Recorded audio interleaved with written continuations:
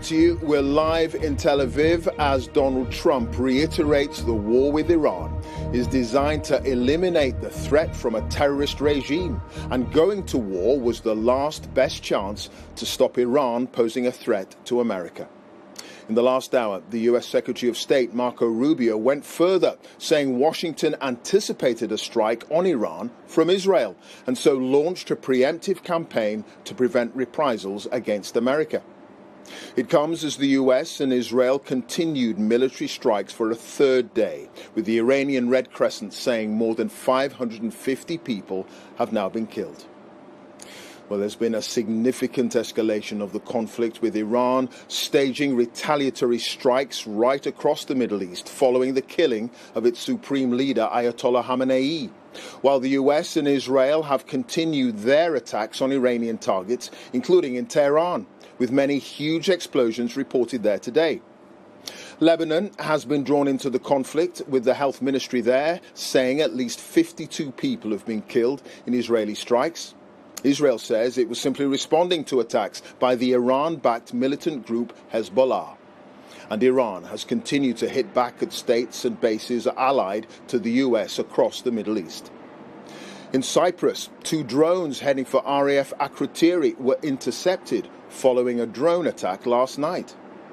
Iran has also targeted energy sites, including this oil refinery in Saudi Arabia and a major gas plant in Qatar. Global oil and gas prices have now risen sharply. And in Kuwait, 3 US fighter jets crashed after being mistakenly shot down by friendly fire. All 6 crew ejected safely. Well, Jeremy Bowen, our international editor, has our first report tonight on day 3 of the war. 6 missiles struck Sanadaj in Iran's Kurdistan province.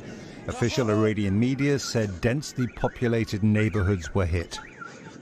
The Americans filmed their destruction of a missile launcher. They say they're working through a list of military targets. This is a satellite image of an Iranian naval vessel on fire inside the seawall in the port of Bandar Abbas. But Iranian civilians are also in the firing line. Overnight in Tehran, children were among those treated after the Gandhi hospital was badly damaged. The hospital is out of use. Israel's prime minister said they're targeting tyrants in Tehran to protect civilians. But war is never as clean or simple as a soundbite. In Kuwait, 3 American F-15 warplanes were shot down. The Americans said mistakenly by friendly fire from the Kuwaitis. Their crews ejected safely. And in Washington, Donald Trump is back at the White House from Florida. He believes this war of choice was an opportunity not to be missed. This was our last best chance to strike what we're doing right now and eliminate the intolerable threats posed by this sick and sinister regime. And they are indeed sick and sinister. Our objectives are clear. First, we're destroying Iran's missile capabilities, and you see that happening on an hourly basis, and their capacity to produce brand new ones, and pretty good ones they make. Second, we're annihilating their navy. We've knocked out already 10 ships. They're at the bottom of the sea. Third, we're ensuring that the world's #1 sponsor of terror can never obtain a nuclear weapon.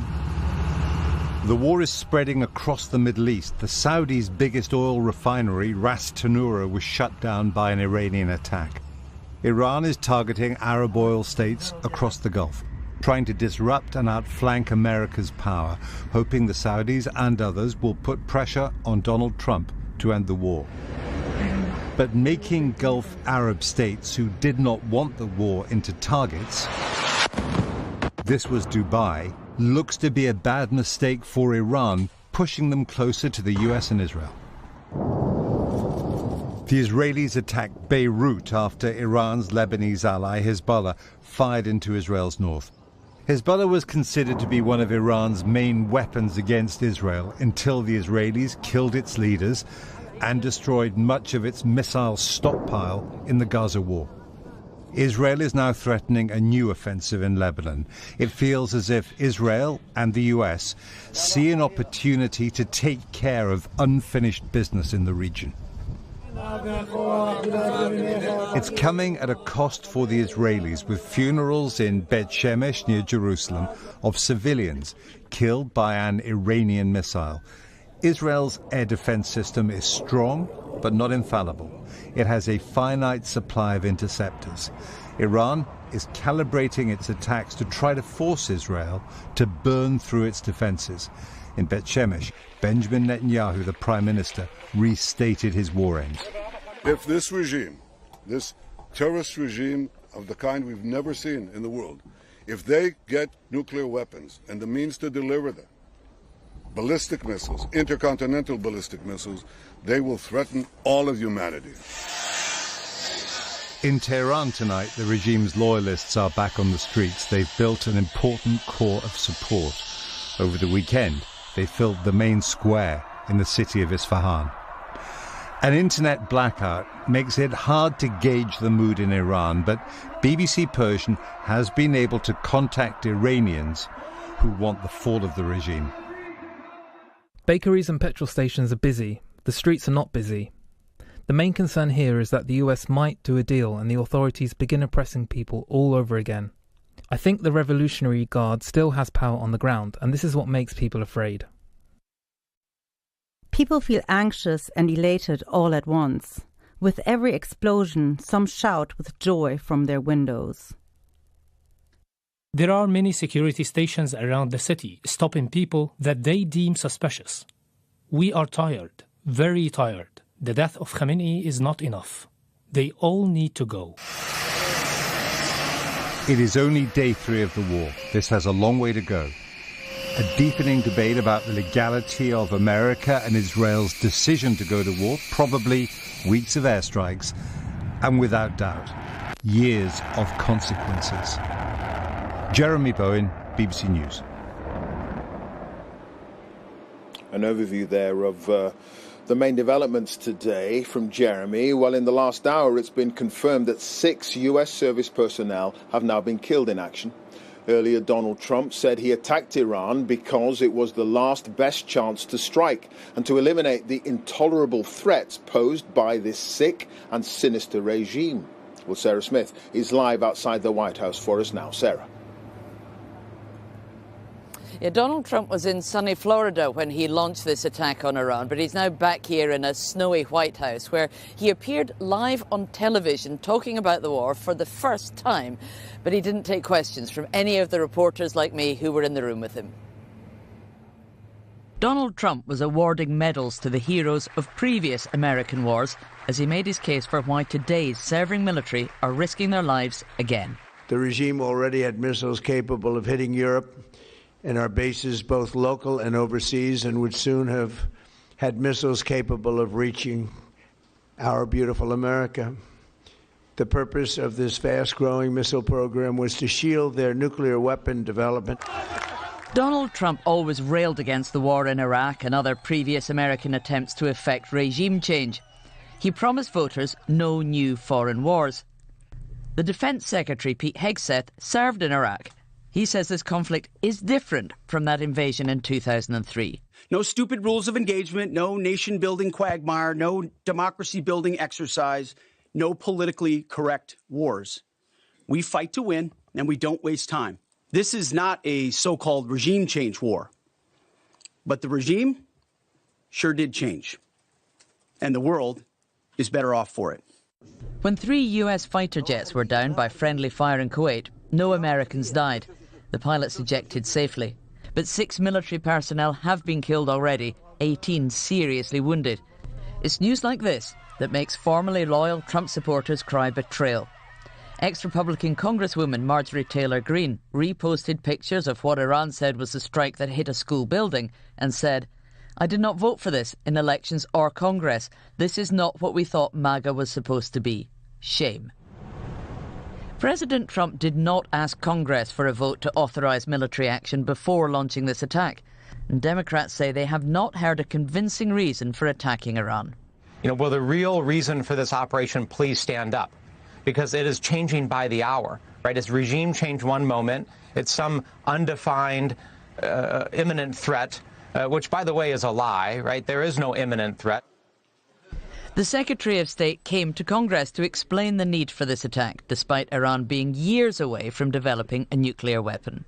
The objectives of this operation are to destroy their ballistic missile capability and make sure they can't rebuild it, and make sure that they can't hide behind that to have a nuclear program.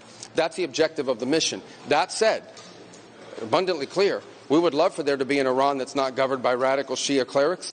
Donald Trump is already facing opposition to this war at home from both the left and the right. Opposition that may grow as American casualties inevitably increase.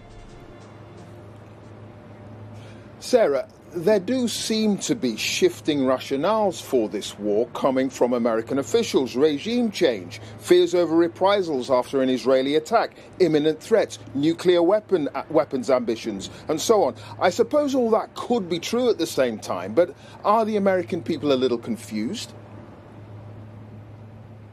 Yeah, I think they have every right to be, because they hear different things from different people at different times. When Donald Trump was speaking here earlier today, he did not repeat his call for the Iranian people to rise up and overthrow their government, which he had asked them to do at the weekend. But then we heard from Marco Rubio, the Secretary of State, who was basically saying regime change is not the objective of this conflict, but it would be a very welcome development if it happened.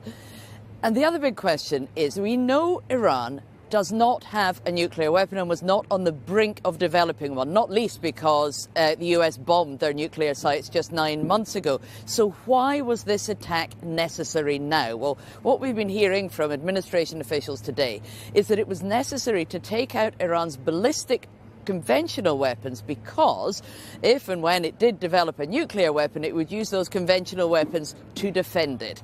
And we've also heard from a couple of people today, the biggest wave of attacks of this war has not even begun yet.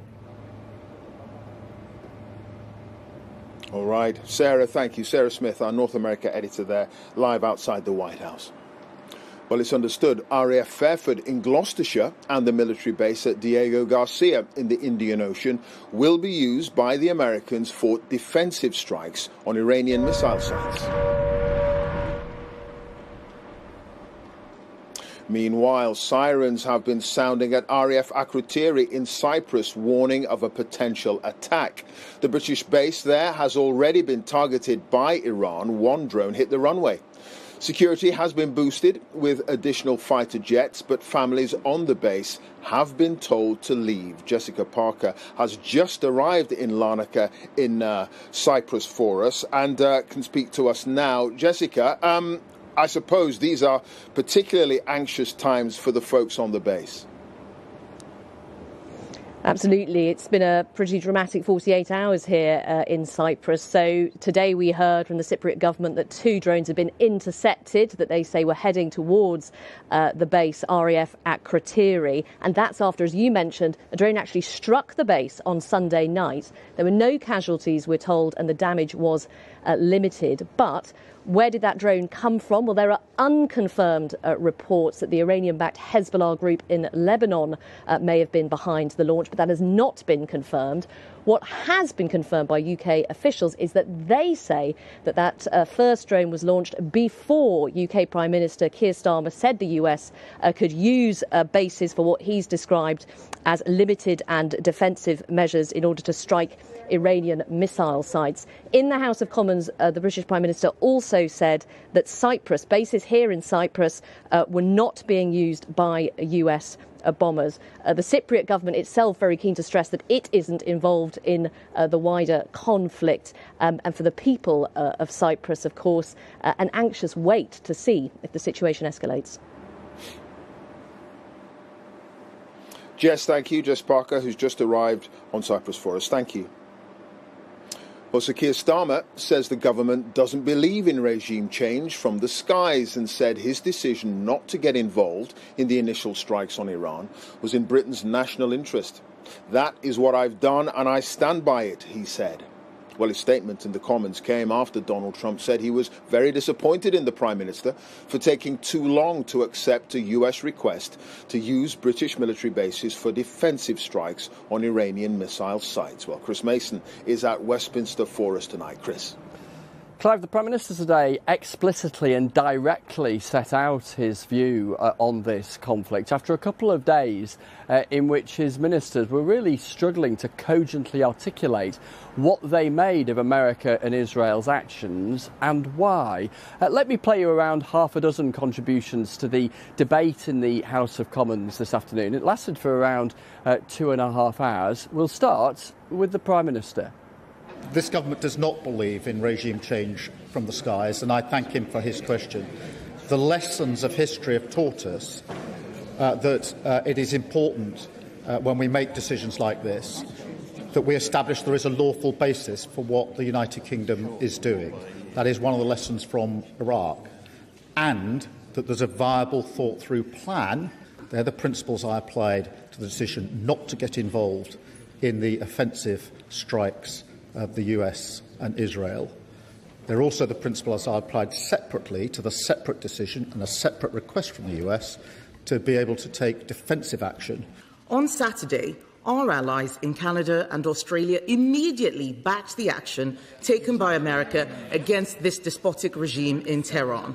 And I have made it very clear that the Conservative Party also stands behind America taking this necessary action against state-sponsored terror. Does he not understand that after 10 years of negotiation that have failed, actually the West was left with no alternative? And does he understand also that actually, in refusing to support the US, he has humiliated us on the international stage? We have seen before what happens when an American president launches an illegal war with no idea how or when it is going to end, and we fear for what comes next. We also condemn the deeply irresponsible and illegal attack by the US and Israel on Iran, launched in the middle of nuclear negotiations. The best tribute to the murderers in Tehran and the Iranian regime is a maintenance of an international rules-based system.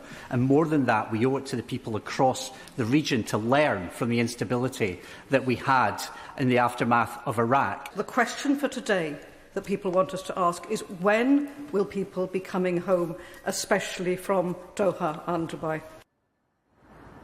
Prime Minister said there are around 300,000 Britons in the region, and the Foreign Office is working hard to bring people home as quickly and safely as we can, he said. There is a YouGov poll out tonight which gives us some sense of public opinion on the events of the last few days. The poll suggesting that far more people in Britain oppose America's actions than support them, and far more oppose allowing the US to use UK air bases than support that. All of this on the day where perhaps we've seen the biggest public disagreement yet between the Prime Minister and President Trump. Chris, thank you. Chris Mason, our political editor there, live at Westminster. Well, our correspondents across the region have all the latest developments. Wira Davis is in Beirut. Ola Gearin is standing by in Erbil in northern Iraq. And Barbara Plett-Usher is in the Qatari capital, Doha. We're going to start with you, Wira, first in the Lebanese capital, which is now a new front in this war. Yeah, Clive, look, this is exactly what the Lebanese government and most people here didn't want, to get involved in another costly, divisive conflict with Israel. But the key thing here is Hezbollah. Hezbollah, of course, was a key ally of the Islamic regime in Iran. And when that was attacked, Hezbollah, which is still quite powerfully independent here, decided it was going to attack Israel with some missiles overnight. Israel's response to that was overwhelming, attacking Hezbollah positions here in the capital, in Beirut, and in the south of the country. There were explosions all day long, intermittently, drones overhead, and 52 people were killed in those strikes. And I think Israel has decided that it can't trust the Lebanese government to deal with Hezbollah.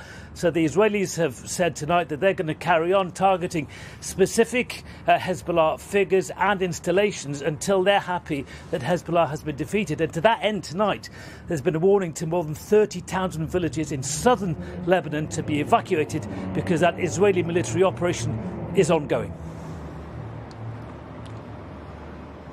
And Ola, you're in Erbil. US troops are stationed there, making it a target for Iranian proxy groups. Indeed, Clive, and last night there were flames in the night sky here in Erbil after an attack on a major US base at Erbil International Airport, which is just in the distance behind me. Safe to assume the base had been emptied out by then. It was such an obvious target. The drones and the missiles were intercepted by air defence systems, but an ammunition dump caught fire. Now, again, during the day today, there was targeting of US locations. The US consulate, which is housed in a very large complex here, was targeted twice, and we heard a very loud bang at one stage, which was the sound of one of those drones being intercepted. No reports of any casualties there, Clive. A video has emerged on social media which appears to show a fragment of a drone that tore through the roof of a residential building, landed inside a family's apartment, and they appear to have had a lucky escape. Now, it was inevitable that when Israel and America began their attack on Saturday against Iran, that countries around the region, neighbouring countries, were going to pay the price, whether or not they agree with that war. And that is what we are seeing out. We are seeing the fallout spreading around the region tonight. Worth mentioning, Clive, that the attacks here are not being claimed by Tehran. They're being claimed by some of Iran's proxies, militia groups here in Iraq. It shows you the complexity of what is taking place. Absolutely. And Barbara, in Doha, after Iranian strikes, there's news that Qatar's actually shot down 2 fighter jets. Yes, quite a development. The Defense Ministry says Qatar has successfully shot down 2 fighter jets coming from Iran. It didn't give any details, but it seems an escalation because the Iranians so far have been firing hundreds of missiles and drones at their Arab neighbors. But this is the first we've heard of them sending a warplane. And it's quite extraordinary for a Gulf state to be shooting down a manned Iranian aircraft. The Qataris say that they are acting in defense, that they are responding firmly to an external threat. And this comes after another major development here, which is that the Qataris have stopped production of liquid natural gas after drones targeted 2 of the main processing plants, which caused an almost immediate spike in gas prices or gas prices in Europe. And then plus there was a drone attack on Saudi Arabia's main oil refinery. So Iran showing for the first time that it is willing to target energy infrastructure.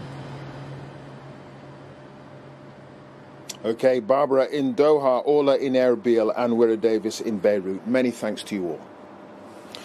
Well, that's all from us here in Tel Aviv, in Israel. Before I hand back to Rita, here's Victoria with what's coming up on Newsnight over on BBC Two shortly. Hi there. Hi. In the last hour, the US Secretary of State has said the hardest hits are yet to come on Iran. So what happens next? We'll speak to former Conservative Cabinet Minister Michael Gove, your party's Jeremy Corbyn, and Middle East expert Sanam Vakil to find out. Newsnight live at 10:30 on BBC Two. See you soon. Victoria, thank you. Now, much of the airspace in the Gulf is closed, but an Etihad flight from Abu Dhabi has just landed at Heathrow, bringing home hundreds of holidaymakers and travellers. This is the current picture of flights in the region. As you can see, planes are avoiding Iran and the area around it. The Prime Minister said the government was looking at all options to support Britons currently stuck in the Middle East. Luke Deal reports now from Dubai. British nationals are among the hundreds of thousands of travellers stranded in the Gulf Arab states as major airports remain closed following retaliatory strikes from Iran. Many flights to and from countries in the Middle East are impacted as the conflict in the region continues. Dawn and her husband Nick contacted BBC Your Voice. They should have arrived back from the United Arab Emirates this afternoon after a week's holiday. They're booked onto a BA flight for Saturday. They hope it will take off. Our plans might come to nothing. It probably will do. There's an option, possibly, of driving to Muscat in Oman, which is about 5 to 6 hours away from here, and getting a flight home from there. Isabel is stuck in transit in Abu Dhabi, stranded after her flight to Thailand was cancelled. She has accommodation, but she's very fearful and has had little help. My family are incredibly worried.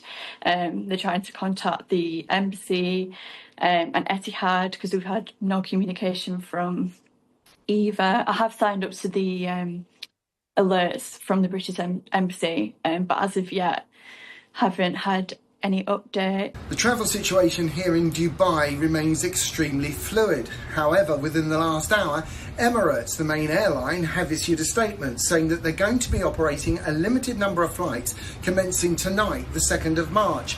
We're accommodating customers with earlier bookings as a priority, they say. And for those who have been rebooked to travel on these limited flights, they will be contacted directly by the airline. Meanwhile, passengers have arrived into Heathrow this evening on a flight from Abu Dhabi. We heard explosions, we heard the hotel shake, we could see columns of black smoke, we saw drone interceptions ahead. And while we were having breakfast on Sunday morning, there was black ash falling on the breakfast table. There were quite loud explosions being heard and quite a lot of military jets flying over. I've never had anything like it, never been so scared in all my life. Officials at the Foreign Office are understood to be working on plans for potential evacuation routes should the airspace here in the Gulf remain closed. Luke Deal, BBC News, Dubai.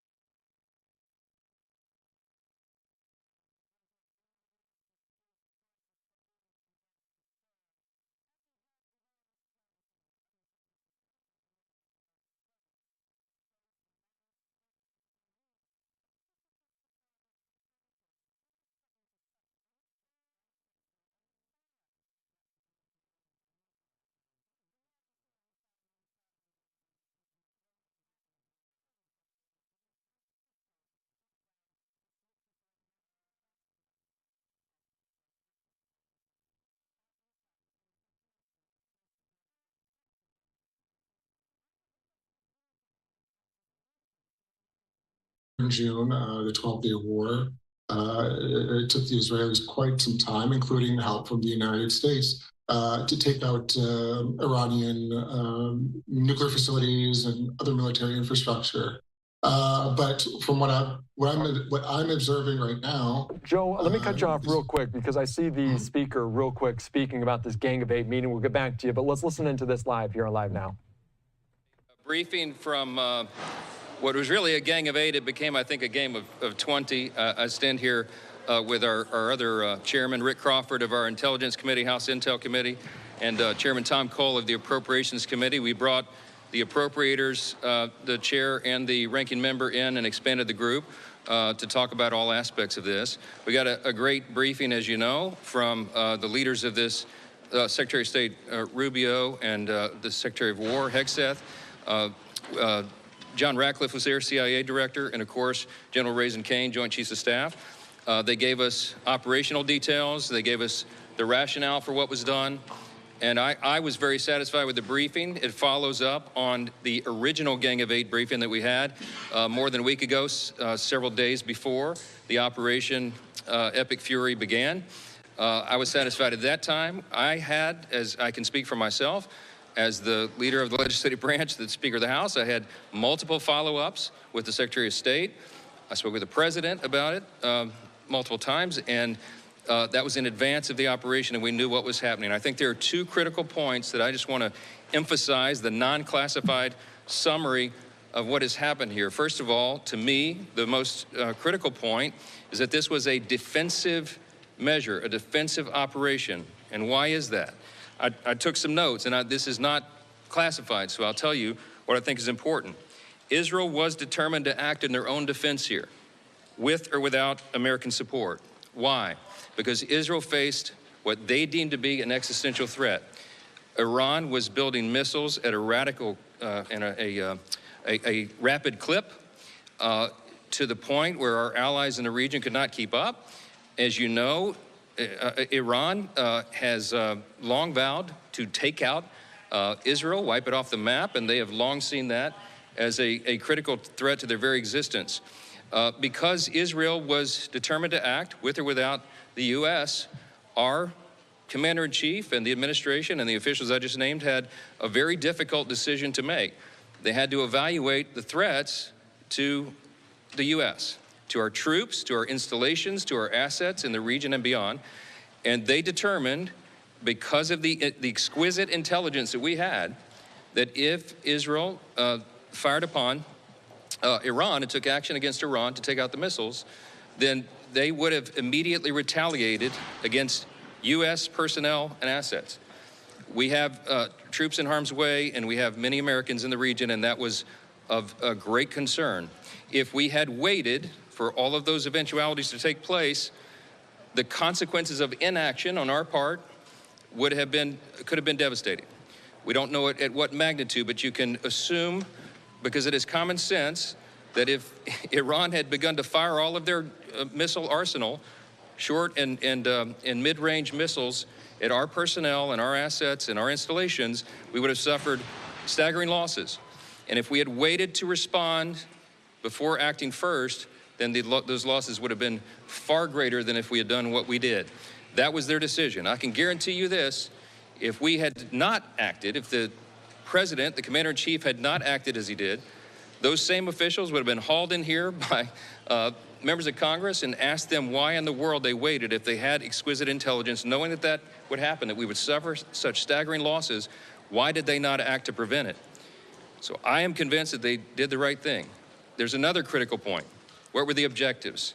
The objectives for our Operation Epic Fury, I am convinced, because I've now been to multiple briefings and I've understood the point of this, the objective was not regime change. The objective was to take out those missiles, the short and mid-range missiles, and their ability to produce them. We did that. That was objective number one. Objective number two was to eliminate their naval capabilities, destroy those and the missiles. And we are well on our way to accomplishing that mission. That is why I think the president has said, in his own words, the commander-in-chief has said this is going to be a operation that's short in duration. We certainly hope that's true. We pray for our troops and all those in harm's way, our allies as well.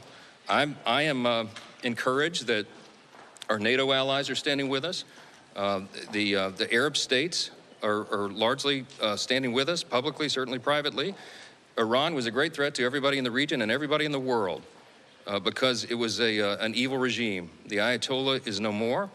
That was not the mission of the U.S. to go in and take out the regime, but that happened, and in my estimation, that is a great development for freedom-loving people around the world.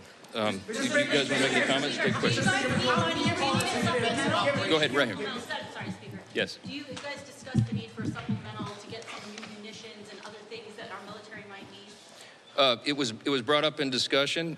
There are more details to be determined, of course. It depends upon how long the operation goes and what the need is. But our appropriators certainly asked that that question, but I think there'll be some time before we can put a final number on it. Speaker, is there at any point you think Congress will need a congressional authorization? So, you know my background. I'm a constitutional law attorney. I'm a jealous guardian of Article 1 in the legislative branch. My understanding of the law, and has always been, and this is the tradition and the way the law has been used and observed over many decades, the president was acting well within his authority.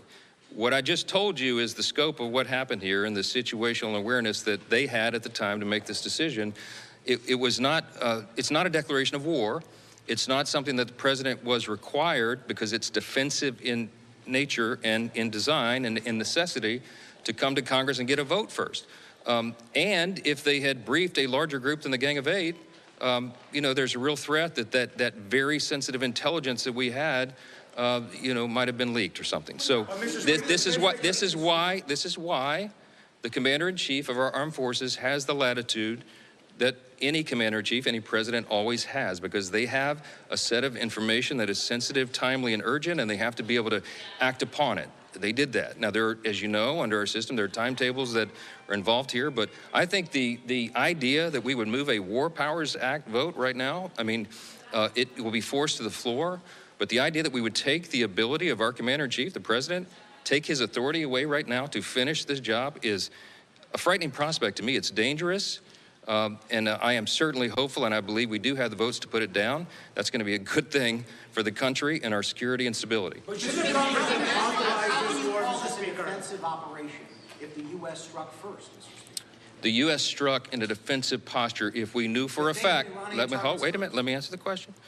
I thought I just did answer that question. If we knew for a fact that Israel was going to move, Iran was going to respond, and Iran was going to strike not just Israel, but the U.S. Remember, we're the great Satan, as they always say.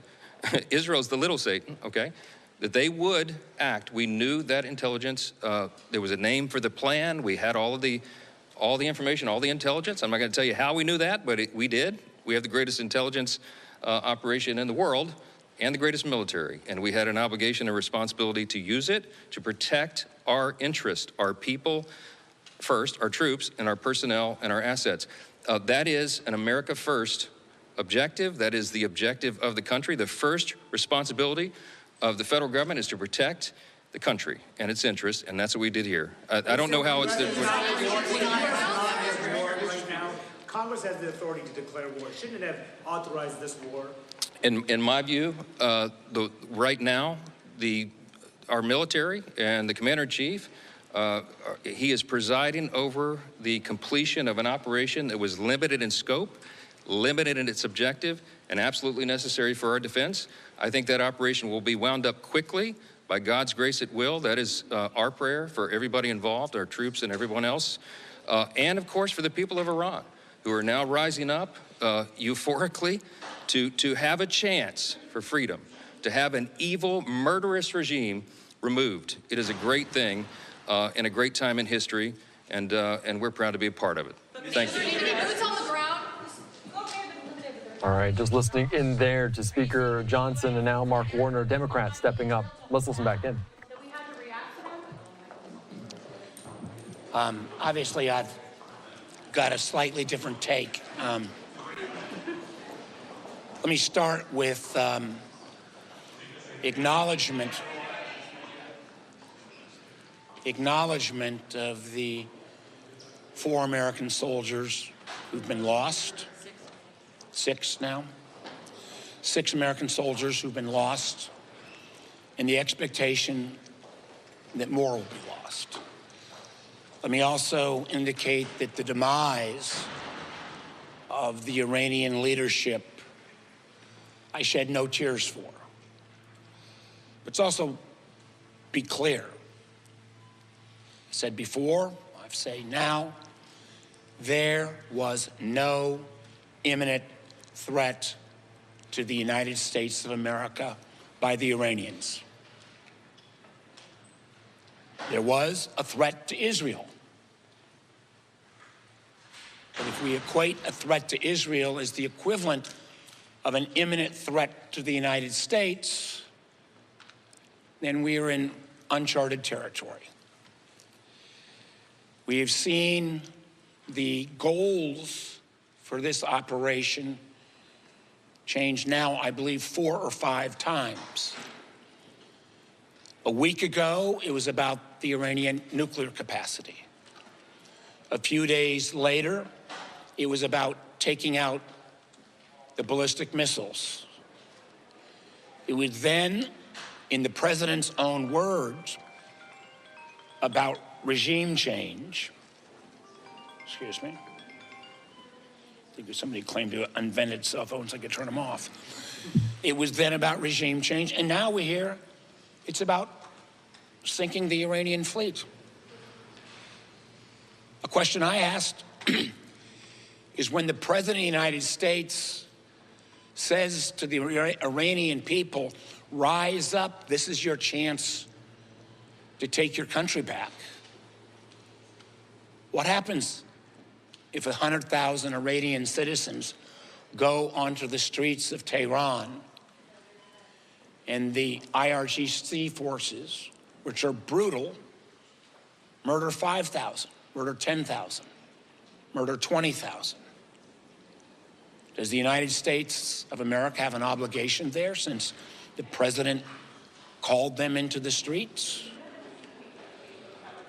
This is still a war of choice that has been acknowledged by others, was dictated by Israel's goals and timelines. Israel is a great ally of America. I stand firmly with Israel.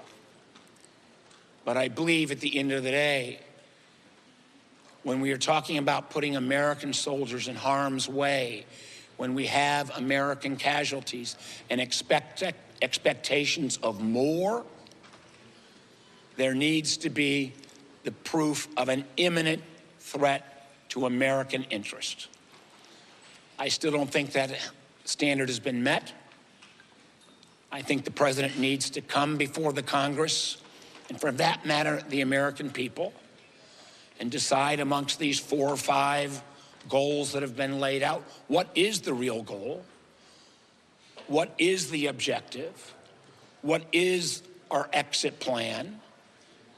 What obligation do we have now to the Iranian people if they do rise up based upon his call for them to go to the streets? And what is the imminent threat to the United States' interest that caused this conflict? So I will clearly be voting with, I think, the bipartisan efforts that'll take place in the Senate and I hope in the House to bring forward the War Powers Act. Senator Warner, has the administration explained what the end game is here? How do they describe that to you? And what about the impact, the cost on Americans that's had so far? American assets, how much damage has the U.S. sustained from this war? Listen, I think it is, I'll grant the administration this, it is way too early, 48 hours in, for cost estimates. Clearly, when you combine the efforts of the amount of munitions that we have spent over the last year attacking the Houthis, the amount of munitions that's been spent on other ventures, I think the 7 different military conflicts the president has put America into, our munitions are low. That's public knowledge. It will require additional funding. Funding where we have other domestic needs as well. In terms of the end game, you know, I've heard 5 different rationales for what our goal, like 5, nuclear, the missiles, regime change, sinking of the Iranian fleet, at least 4 different goals in the last 8 or 9 days. I'm not sure which of those goals, if met, means that we're at an end game. Senator, can I ask you, looking back over the last year, all the times that Congress had a chance to weigh in, or the administration was acting, whether it was in Venezuela or other places, or even in Iran previously, looking back, do you feel like Congress has missed its moment here? Is it basically irrelevant when it comes to declaring war, or is there something that can be done? So far, Congress has been totally irrelevant, because we've not used our power.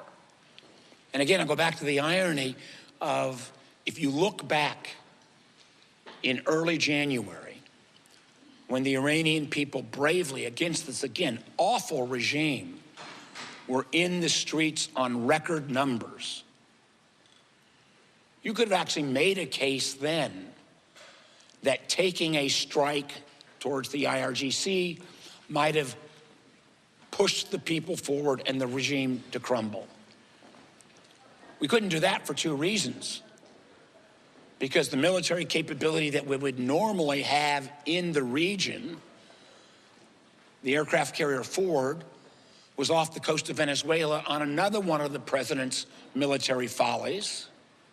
And the ability for us to bring our European allies to bear, helping us, who have diplomatic presence still with Iran, they were appropriately distracted because of the president's folly about Greenland.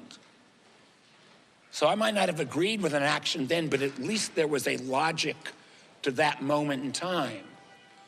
Now it appears that the timeline is not being driven by American imminent security concerns, but by others. Senator, a while ago, the State Department urged Americans living in 14 countries in the Middle East to leave as soon as possible. Pardon me, say that again. A little while ago, the State Department urged Americans living in 14 Middle Eastern countries to leave as soon as possible so that whatever commercial transportation is still available. Obviously, thousands of flights have already been canceled, more than any time since the start of the pandemic. What does that say to you about the planning for this? Well, it says that, if this was being driven by imminent security threats from Iran against America, we would have, I think, had better planning. And the irony of this as well, many times, as we know, when an American president takes an action, it's often in reaction to, and then he or she has to act because of the moment in time. This has been something that has been building up for months on end as this armada has come together. And the idea that there is then not a constitutional responsibility for the president to come to Congress after he's built up this fleet, and now, not my words, his words, launched a war against Iran. Anyone who argues otherwise hasn't read the Constitution. Thank you. All right, just listening in there, Senator Mark Warner, the Democrat from Virginia, talking about this Gang of 8 Iran briefing there. So 2 different viewpoints, perspectives, and what we're hearing right now coming from Speaker Mike Johnson and then the Democrat as they were talking about it here on Live Now from Fox. I want to put up this post from Cami Mondo talking about Speaker Johnson, who spoke just before Warner, saying he was, quote, very satisfied with this Gang of 8 briefing, which he says expanded on, also included other committees such as appropriations, depending on exactly how this and how long this goes. Cami Mondo talking about this as well, talking the objective was to take out those missiles, the short, mid-range missiles, and their ability to produce them, saying the elimination of the Ayatollah, although not the main goal, is a great development for freedom-loving people around the world. All right, let's bring into the conversation right now, again here on Live Now from Fox, from the FTD. Thanks for sticking around. Joe, by the logic of what came out of that Gang of 8 meeting is that the United States was concerned that they would get a retaliatory strike from Iran, depending on if someone attacked them. And that nation potentially was Israel, saying that Iran was an existential threat. So by chance, they're saying that there's an imminent threat to the United States by this. Is that the same logic? What do we make of this? And do we agree with this assessment? Right. I mean, listen, it's true. The Iranians, their proxy militias, their clients in the region, they've been threatening the United States, not just in recent days, in recent weeks, but for years now. This isn't anything new. So I think there would have been a response from Iran against American assets, whether in the region, for example. It absolutely could have happened. So I think the Americans' response, the president's response, against Iran was appropriate. Now, I understand the senator's words and why he's concerned, but nevertheless, this is, again, a regime that has threatened not only Israel, but the United States for not weeks, not months, but for many years now. So this was an emerging threat, or this is a sustained threat from Iran that I think that needed to be dealt with. Now, ballistic missiles, nuclear facilities, those are the threats right now to the United States, to Israel, and to other regions and other allies in the region. And I think the United States is taking the appropriate response right now. But it's early. Again, just a few days into this conflict. I think we'll have a better understanding when this is over. But how long will this take? Are we talking about days? Are we talking about weeks? We don't know yet. Yeah, that is a very good point. I'm going to come back to the question I asked you initially before the Gang of 8 meeting kind of concluded, talking about this being the objective. Mark Warner alluding to the fact that the objective, the goals might have changed a little bit. But based on the objective that we're hearing from that Gang of 8 meeting, is the United States achieving it some 48 hours? Is this in line with what we might expect, depending on how long it takes? Right. I'm encouraged. I'm encouraged that the United States, including Israel, will be able to achieve this objective simply because they have complete authority over the skies of Tehran and the rest of Iran.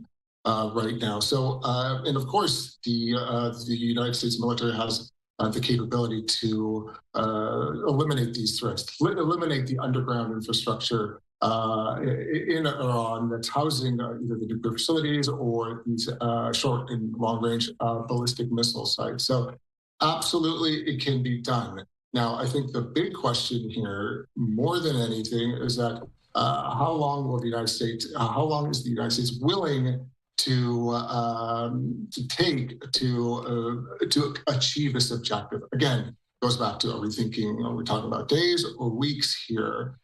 So I think that's the big question here. And again, we have to wait and see. But I think that the biggest concern here is time and how long it's going to take to achieve these military goals. Yeah, and a part of that objective, obviously, they're saying taking out the supreme leader was a great development. They took a lot of different leaders in that inner circle around them. And we know that potentially a power vacuum, you don't know who is going to be in the line of succession. How does that complicate things in terms of the timeline of who's in charge, who's leading Iran moving forward? Does that just murky the waters a little bit around this objective?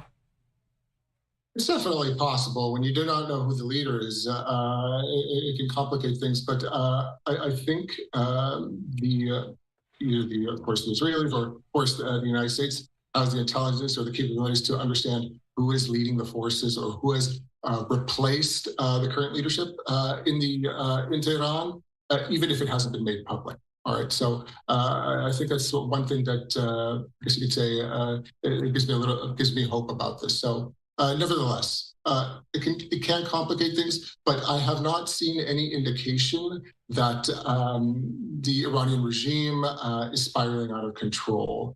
So what that entails, or what that means, is that there is someone or there are people that are controlling or directing the armed forces and the government. So things are still working. The wheels are still moving in the government there. So there is an authority.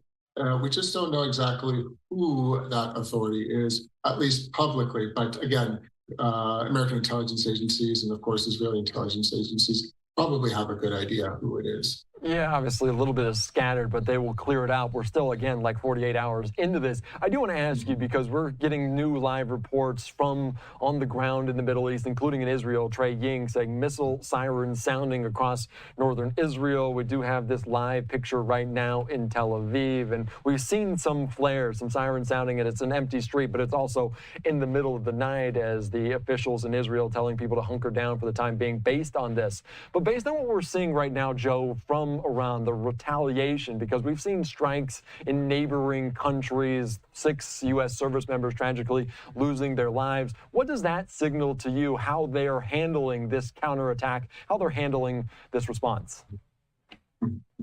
Well, I'll say this. Over the past 48 hours, Iran has, the way I see it, Iran has moved from absorbing the initial shock, right, the initial strikes, to, as we see now, actively retaliating. So Tehran has launched ballistic missiles and drones targeting, of course, not only Israel, but as you mentioned, multiple Arab countries in the region, whether it's Kuwait, Bahrain, Saudi Arabia, the UAE, and all while Iranian officials are framing these attacks on the Arab countries and, of course, Israel as I would say as some type of defense, self-defense in response to Israeli and American attacks. But nevertheless, the thing is, what they don't, what the Iranians don't say, is that they're not only attacking American or military bases, especially American bases in these Arab countries.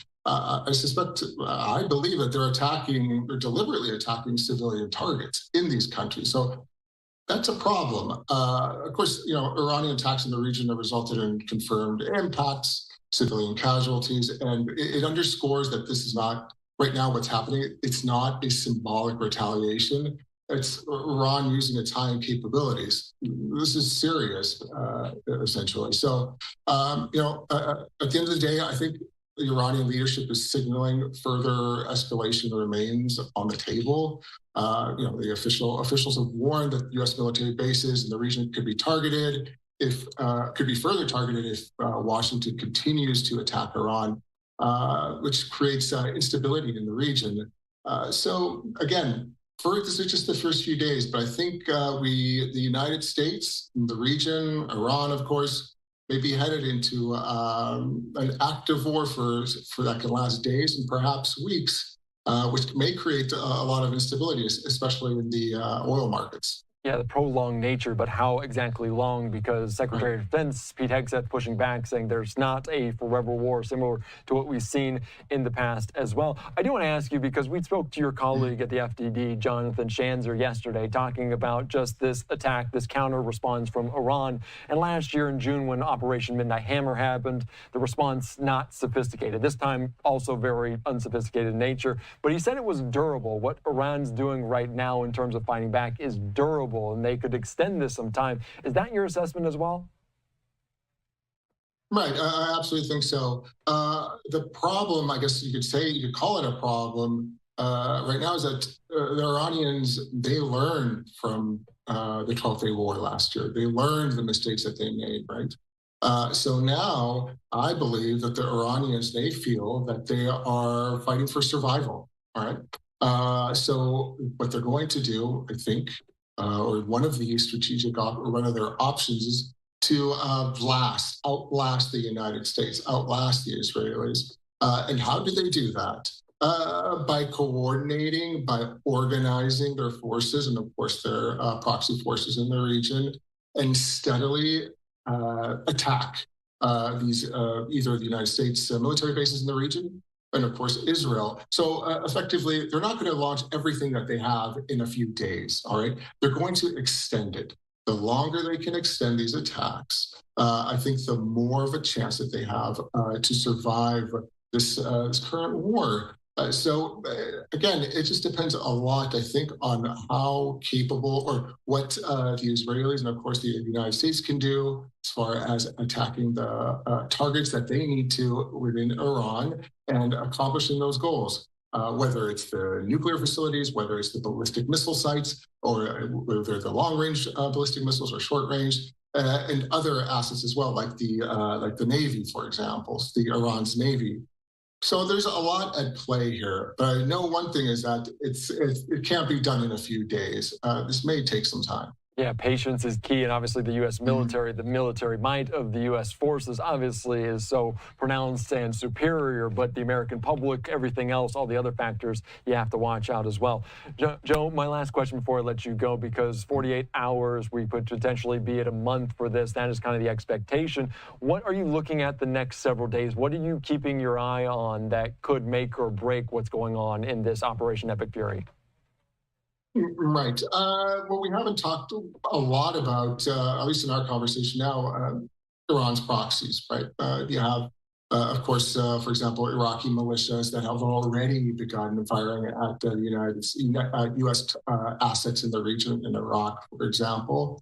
You have the Hezbollah in Lebanon, who has just entered the fray by firing rockets and drones at northern Israel in the last 24 hours, but we haven't heard much about the Houthis. All right, we know how much problems they have caused in the past, but at the moment they have not entered. So there's a lot of actors involved here, which is my point. And I think there are countries in the region, especially the Gulf countries, that can only sustain so much attacks by not only the proxy organizations, but of course by Iran. So I don't know how they can hold out, how long they can hold out. And if they can't hold out, what will happen? These Gulf countries will start pressuring the United States to end the war, pressuring, of course, and Israel as well, which is something I think the United States doesn't want. It wants to see these military missions accomplished, right? Again, proxies are a factor, other actors are a factor. Let's see how long these Gulf states and other countries can sustain these attacks. Maybe the Iranians can outlast them. We don't know yet, but again, we're just a few days in. So I think there's a lot of time ahead of us to see what's going to happen. And that's why Secretary of State Marco Rubio kind of alluded to the fact why it was happening now, so they couldn't strengthen over the better part of a year, and then potentially if this happened in a year's time, they would have a little bit more stockpile of different assets. Joe Truzman, thank you so much for your insight. I appreciate you sticking around with us here for that King of 8 meeting. I appreciate your time here on Live Now. Thank you. All right, thank you so much. Our great conversation about what's going on, and we heard from different Democrats, Republicans at this Gang of 8 meeting being briefed on that Operation Epic Fury. Now some 48 hours since it all went down in that heart of Tehran back on early Saturday morning. We are learning more information right now and getting live pictures from Tel Aviv, Israel. It's just past 6 o'clock on the East Coast, but early morning hours right now, about 1 in the morning or so local time, as sirens are sounding, rocket fire seen over that skyline. I do want to put up a post from the Israeli Air Force, as they have identified a short while ago missiles launched from Iran toward the territory of the States of Israel Defense Systems operating to intercept the threat. In the last few minutes, the Home Front Command has issued a preliminary directive directly to mobile phones in the relevant areas. The public requested to exercise responsibility and act in accordance with other directives, saying they save lives, saying exit from the protected space will be permitted only after receiving an explicit directive to continue to act in accordance with this. So concern over that, as we've seen a barrage of rockets coming from Iran already, and it has not been necessarily 100% blanket or umbrella over that, as there are casualties on the ground in Israel. We do know the death toll of U.S. service members has risen to 6 within the last several hours. All right, I also want to put out this here from social media. Secretary of State Marco Rubio in a video to all American citizens in the Middle East, saying safety and security is our #1 priority. Sign up to receive step-up alerts. Let's take you out to this video he posted on social media, a message to U.S. citizens in the region. Department of State, our #1 priority is the safety and the security of American citizens everywhere in the world. Now, with what's going on in the Middle East with Operation Epic Fury and the cowardly attacks that we're seeing from Iran against Gulf countries, I wanted to take this chance to speak directly to Americans who are in the Middle East about the work we are doing to try to keep you safe. So immediately following the beginning of this operation, at my direction, the State Department activated a 24/7 task force, surging personnel and resources necessary to help provide American citizens with up-to-the-minute safety and security information. Now, in order to receive these updates from the nearest U.S. embassy or consulate, you have to register with the Smart Traveler Enrollment Program. You have to register with STEP, and here's where you do it. You go to step.state.gov. That's step.state.gov and register so we can reach you. We also encourage Americans abroad to follow our security updates for U.S. citizens channel on WhatsApp and follow @TravelGov on social media as well. The latest alerts are also available on travel.state.gov. That's our website, travel.state.gov. Finally, Americans in the Middle East, you can reach the Department of State 24 hours a day, 7 days a week at the following phone number: 1-202-501-4444. That's 1-202-501-4444. All right, direct message there from the Secretary of State Marco Rubio to American citizens right now in the region. Let's continue on, as the United Nations Secretary General is condemning the U.S. and Israeli attack on Iran, and he's demanding that countries return to negotiating and stop fighting. We're going to be joined right now on the ground in New York City, just outside of the United Nations, by Fox's Asher Red. Asher, the United States and Iranian officials, they have faced off at the United Nations. What can you tell us about what happened? Well, Andy, the UN held an Emergency Security Council meeting on Saturday to talk about these strikes in the Middle East. But the U.S. envoy Mike Waltz got into it with the Iranian ambassador to the UN about some unsolicited advice. Take a listen. I have one word only. I advise to the representative of the United States to be polite. It will be better for yourself and the country you represent. Thank you.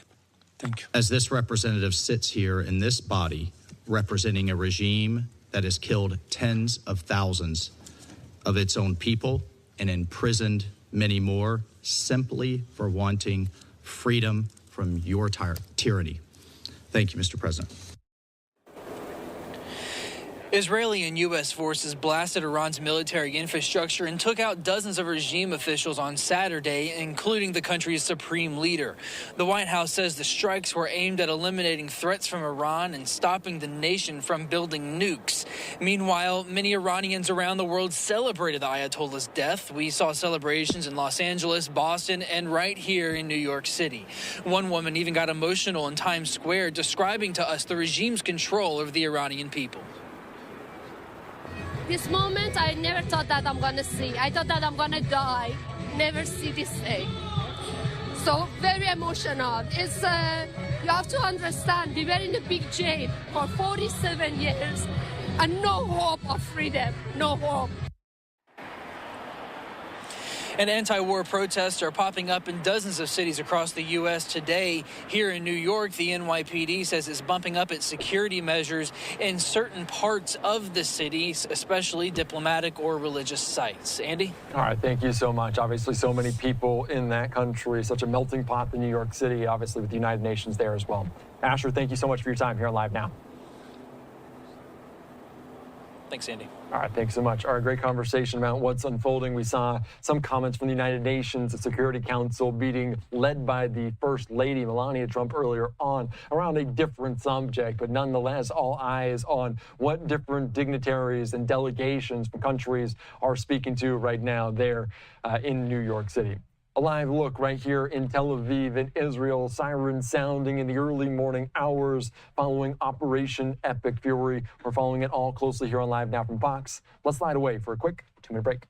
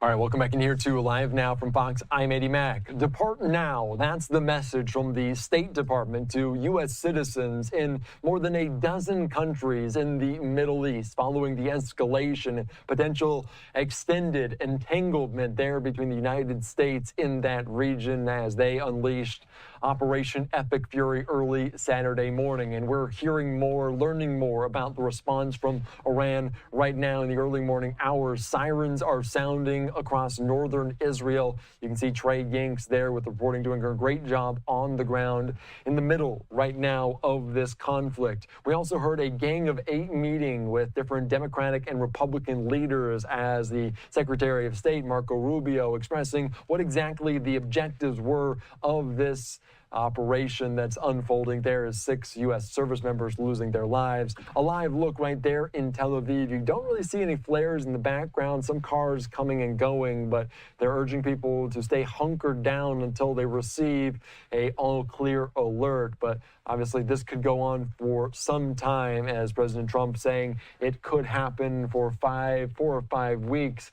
This campaign, this extended campaign going on there, saying it could go, quote, to go far longer than that. So let's take you right now back out to Washington, or to New York City, I should say. We're hearing from the Israeli leader, the delegation there at the United Nations, Danny Danon, speaking about what's unfolding. Let's listen into this from earlier today.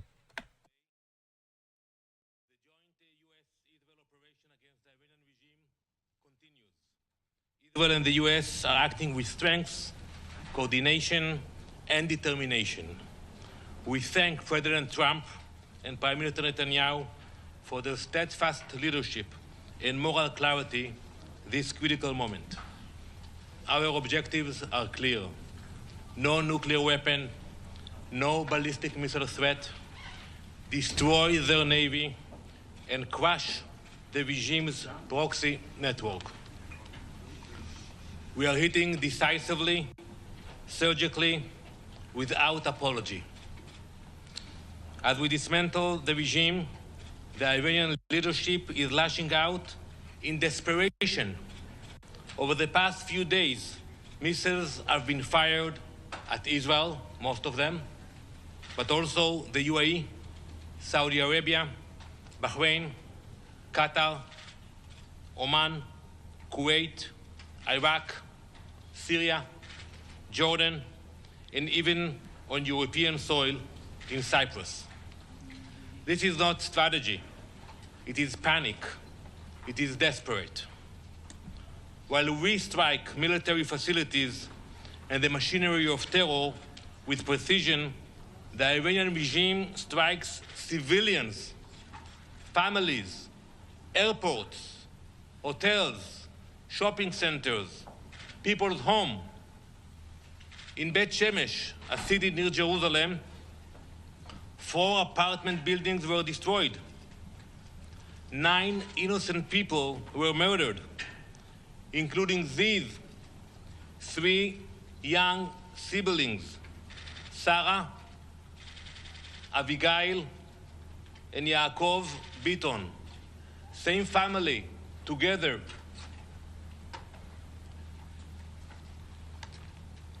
Brothers and sisters killed in their own home. Overnight, another missile struck Beersheba, injuring more innocent people. This contrast tells everything. We target military infrastructure, they target families. They terrorize their own people, they terrorize us, and now they are attempting to terrorize the region and the world. We honor those we have lost. Despite the sacrifice, we are determined. We will not stop until we achieve our objectives. Look at what they are doing now without a nuclear weapon, threatening the entire region. Ballistic missiles fired in desperation, a regime striking widely as it brought to its knees. Now, imagine that same regime with a nuclear capability. That is not a risk we tolerate.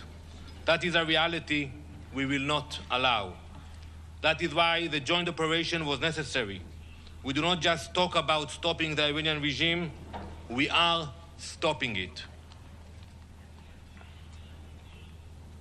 Meanwhile, look at what is happening inside this building at the UN. As Iranian missiles were hitting Israeli cities, the UN Secretary General's Special Representative for Children and Armed Conflict, Vanessa Frazier, she tweeted last night, condemning what she described as attacks on Iranian schools, leaving a large number of casualties, mostly children. That's from her tweet from last night. Horrible picture, indeed. She posted this graphic image where you can see families in Iran standing among rows of black body bags. I agree, it's a horrible picture. But this photograph is not from the past few days. It was actually taken at the end of January. The dead in these bags that you see were civilians killed by the Iranian regime itself, killed by the same regime now firing missiles at our cities. While this image is being circulated by a UN representative, Israeli children were being killed and injured by Iranian missiles. No tweet about them, no condemnation for them, no urgency for them. Ms. Fraser, if you wish to fulfill your mandate, condemn the Iranian attack that murdered Israeli children. But we know this is the UN. Accusations first, facts later. So I ask, where is the global urgency as this radical Islamist regime spreads its terror across the world?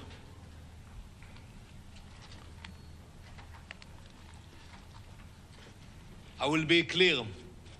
We will do whatever is necessary to protect our people, to protect our borders.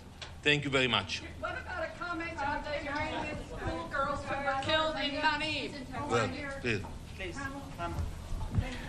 Thank you. It's Pamela Falk from U.S. News and World Report.